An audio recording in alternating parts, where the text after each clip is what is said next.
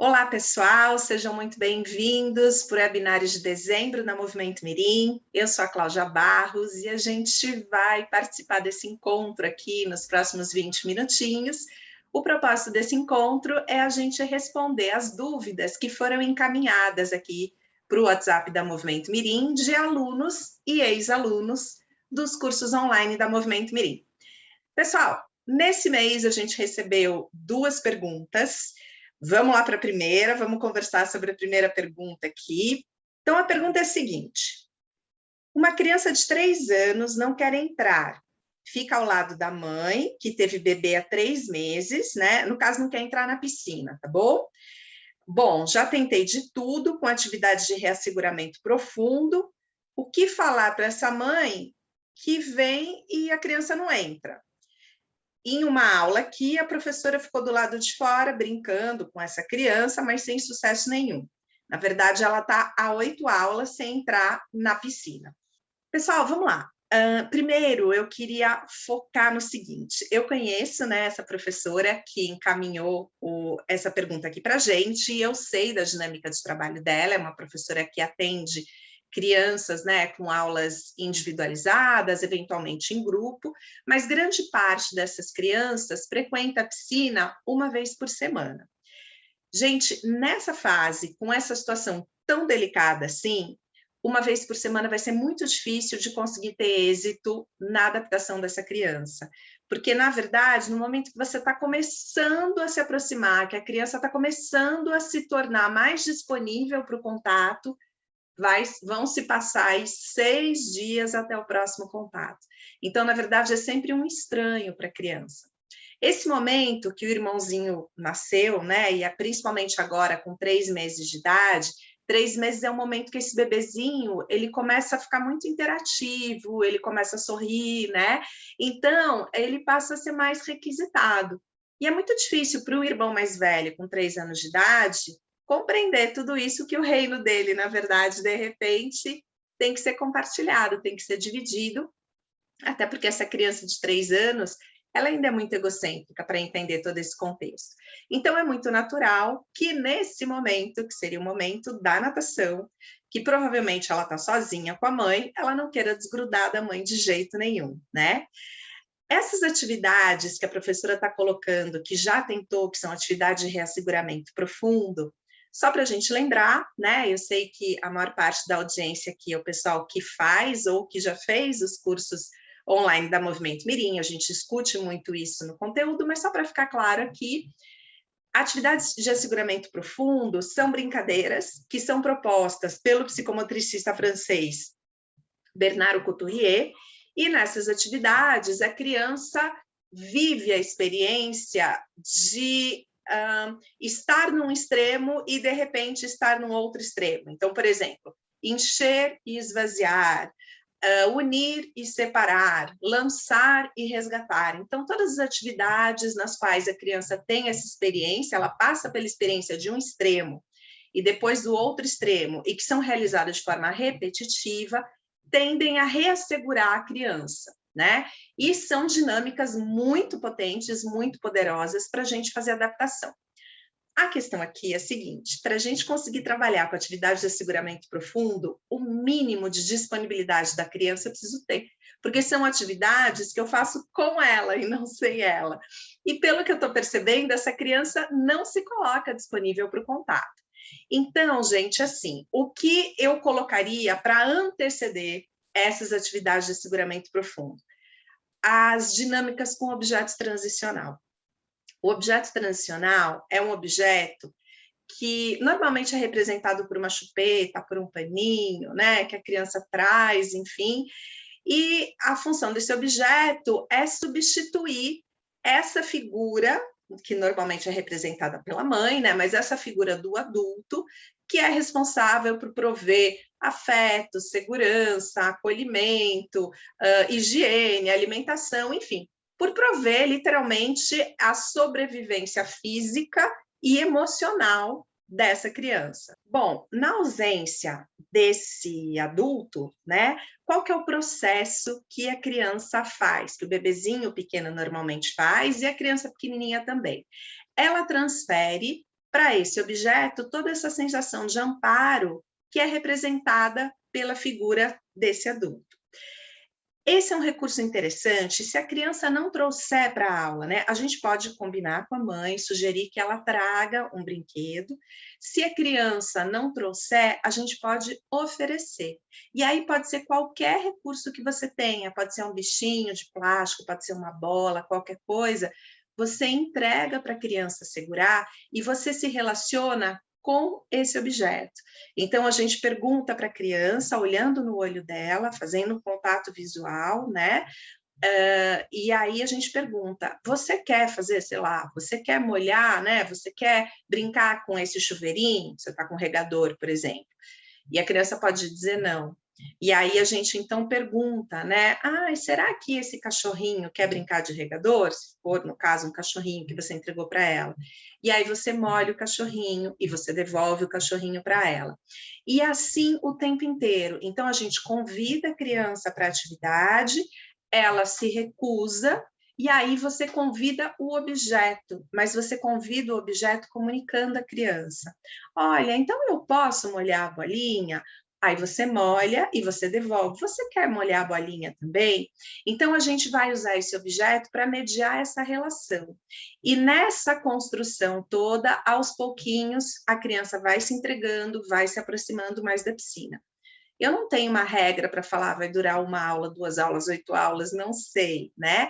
Mas o que eu estou percebendo na angústia desse depoimento que a professora me encaminhou é que não está acontecendo evolução nessa adaptação. Primeiro é isso, gente, para que ocorra de fato, para que eu consiga perceber algum tipo de evolução, eu preciso de frequência. Então, uma frequência mínima de 2 vezes por semana, um encontro semanal mínimo, né? Encontros semanais mínimos de 2 vezes por semana. Caso contrário, 1 vez só por semana, realmente vai ficar muito limitado, vai ficar bem difícil de fazer essa adaptação.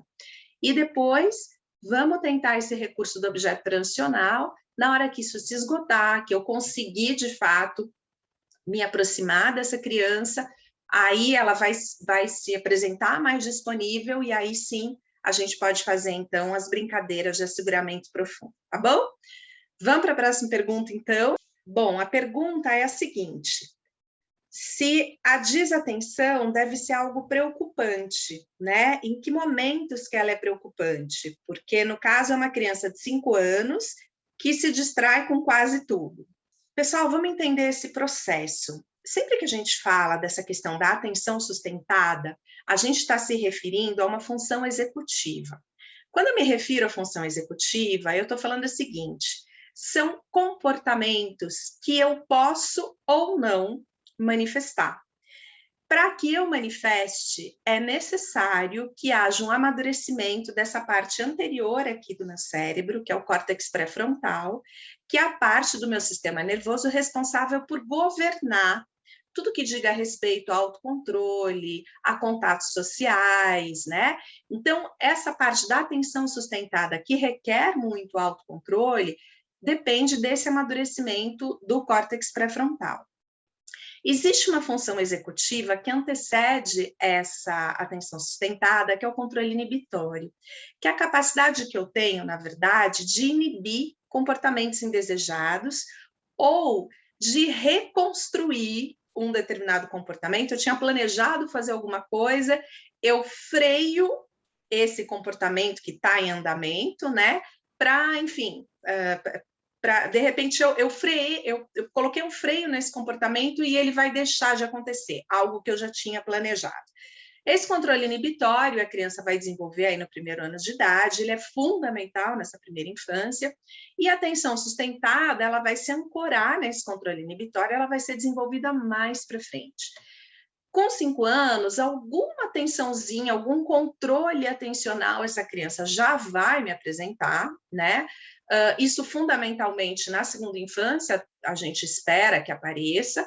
Agora sim, a gente não nasce com isso pronto, tudo bem? A gente nasce com essa região aqui do córtex pré-frontal imatura, e à medida que eu vou passando por experiências que me estimulem nesse sentido, né, à medida que existe uma demanda ambiental por isso, eu vou então reorganizando esse cérebro, e aí eu vou sendo capaz de entregar isso. O que acontece com crianças pequenas é como tudo isso está amadurecendo, porque essa estrutura, né, do córtex pré-frontal, ela vai amadurecer ao longo de toda a infância, ao longo de toda a adolescência, do início da vida adulta jovem, né? Essas crianças, elas têm mais dificuldade para sustentar a atenção. Então, se houver vários estímulos naquele ambiente, que a gente o tempo inteiro, a gente está imerso num mundo lotado de estímulos. E o que eu faço? Eu deliberadamente seleciono aqueles estímulos com os quais eu vou trabalhar, né? O que é importante de tudo isso que está acontecendo ao meu redor para aquela tarefa que eu me propus a fazer. E aí eu abro mão das outras informações que estão aqui, enfim, estão circundando aqui o meu dia, aquele momento, aquela experiência. A criança pequena, ela tem mais dificuldade de fazer isso, justamente porque o sistema nervoso dela é mais imaturo, né? Agora, esse é o motivo pelo qual a aula tem que ser muito interessante. E a gente tem que tomar cuidado, porque às vezes a gente acha que a aula está muito interessante, porque a maior parte das crianças é muito responsiva àquilo. Mas a aula tem que ser interessante para cada um. Então, é possível que aquelas informações com as quais eu esteja trabalhando naquela aula não estão despertando o interesse daquela criança.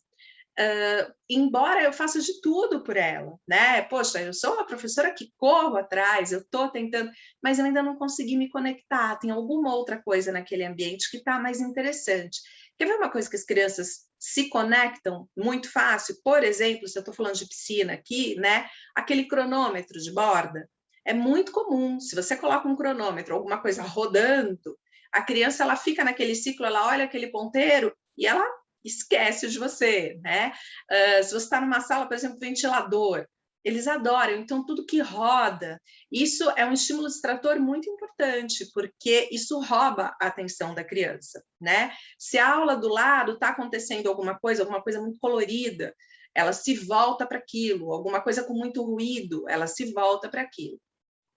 Para eu me conectar com a criança, eu preciso estabelecer o contato visual, e a primeira dica que a gente tem, que a criança não está se conectando com a gente, é o olhar vago.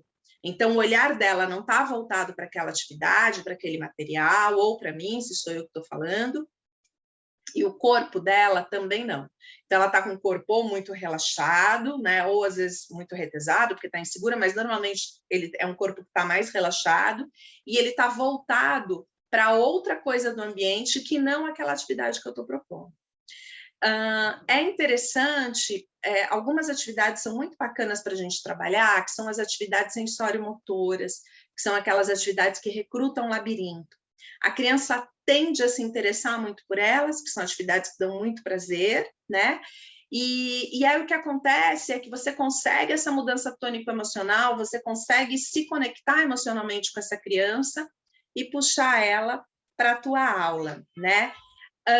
Já aconteceu, gente, aconteceu comigo às vezes. A criança, de repente, ela tinha uma questão atencional muito fora do que eu estava esperando, né, para a faixa etária dela, enfim. E aí eu descobri que tudo que ela precisava era usar óculos. Já aconteceu isso, sabe? Às vezes ela não está ouvindo direito, né? A gente tem um monte de possibilidades aí. Agora, se é alguma coisa que está incomodando muito o professor, né? Que ele está observando, caramba, tem alguma questão aqui, né? Será que, de repente, enfim, ela está com muita dificuldade de sustentar essa atenção muito além daquilo que era esperado para a idade? Eu acho que cabe, de repente, dar uma orientada na mãe e perguntar como é esse comportamento na escola ou em casa, né? Vamos tomar cuidado também com o excesso de informação. Então, assim, muitos materiais na aula, isso é um problema, porque, na verdade, isso concorre com a minha atenção.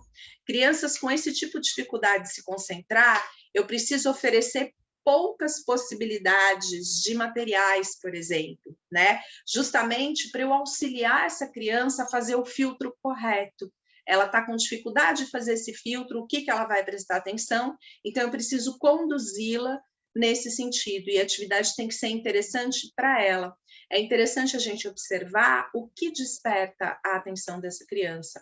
pelo que ela se interessa. E aí é o nosso ponto de partida. Desde assim, qual é o filme que ela gosta, por exemplo, né? Qual é o personagem que ela gosta. E eu insiro esse personagem, na hora que eu vou me comunicar com ela, eu tematizo a atividade, inserindo esse personagem na atividade. Isso também tende a dar muito certo. Bom, pessoal, eu acho que por hoje são essas duas questões, foram pouquinhas, né? Mas eu espero que eu tenha atendido aí, enfim, né, as dúvidas que surgiram. Vão encaminhando aqui para a gente todas as dúvidas ou sugestões, enfim, que vocês tiverem. O WhatsApp da Movimento Mirim é 11 9 50 61 80 20, e a gente vai sempre ter esses encontros mensais aqui para a gente conversar a respeito das demandas de vocês, combinado? Pessoal, a gente volta a se ver no webinário só no ano que vem. Eu espero que esse fim de ano de vocês aí seja muito bacana e tomara que o ano que vem seja mais tranquilo, né? Principalmente nessa questão de saúde, que a gente consiga, enfim, né? Todo mundo vacinado agora, que a gente consiga vencer aí essa pandemia tão chata, tão complicada, que de repente invadiu as nossas vidas, tá bom? Beijo grande, até janeiro, então.